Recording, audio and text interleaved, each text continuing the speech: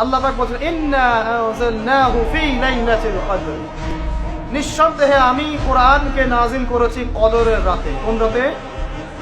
ওয়া মা আদরাকা মা লাইলাতুল কদর, হে নবী মুহাম্মদ সাল্লাল্লাহু আলাইহি ওয়াসাল্লাম, আপনি কি জানেন কদরের রাত কি? লাইলাতুল কদরি খায়রুম মিন আলফি শাহর, আল্লাহ পাক বলেন কদরের রাত হচ্ছে হাজার মাসের চাইতে উত্তম। সুবহানাল্লাহ।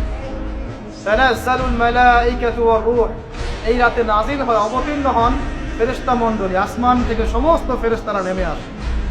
ওয়ার রূহ, এবং জিবরাইল আলাইহিস সালাম নেমে আসে।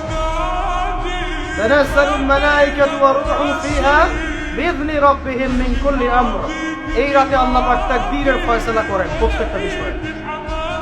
সালামুন হিয়া হাত্তা মাতলাইল ফজর, এবং ফজর পর্যন্ত এই রাতে শান্তি বিরাজ করে। শান্তি, শান্তি আর শান্তি। সুবহানাল্লাহ। এই রাতে যে ইবাদত করবে হাজার মাস ইবাদত করার নেকি পাবে। কেন এই রাতটা কেন ইম্পর্টেন্ট? একটাই কারণ, এই রাতে আল্লাহ পাক কোরআন নাযিল করেছেন। কি নাযিল করেছেন? কোরআন। এখন আসেন একটু মনোযোগ ধরে রাখেন। আল্লাহ পাক কোরআন নাযিল করেছেন লাইলাতুল কদরে।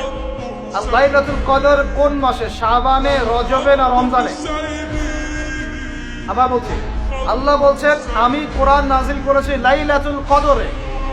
লাইলাতুল কদর কি শাবানে, রজবে না রমজানে? তার মানে লাইলাতুল কদর রমজানে। রমজানের কোথায়? রমজানের শেষ দশকে।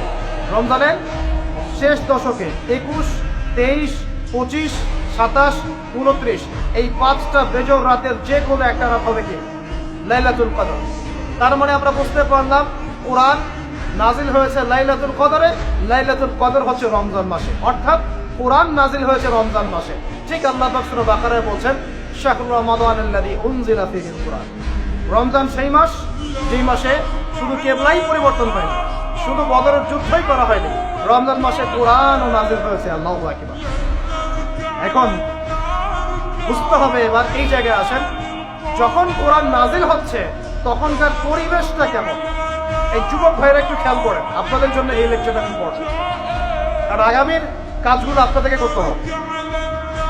রমজান মাসে কোরআন নাজিল হয়েছে, এখন দেখবো আমরা কোরআন কোন প্রেক্ষাপটে নাজিল হয়েছে, কেন নাজিল হলো, কোরআন নাজিল হওয়ার কি প্রয়োজন ছিল বিশ্বে। কোরআন নাজিল হয়েছে এমন একটা সমাজে, যে সমাজটা নিয়ে আমরা বলি আইয়ামে জাহিলিয়া। কি বলি ভাই? কোথায় নাজিল হয়েছে? হেরা গুহায়। কার উপর নাজিল হয়েছে? মুহাম্মদ রাসূলুল্লাহ সাল্লাল্লাহু আলাইহি ওয়াসাল্লামের উপরে। কখন, কিভাবে, কোন প্রেক্ষাপটে?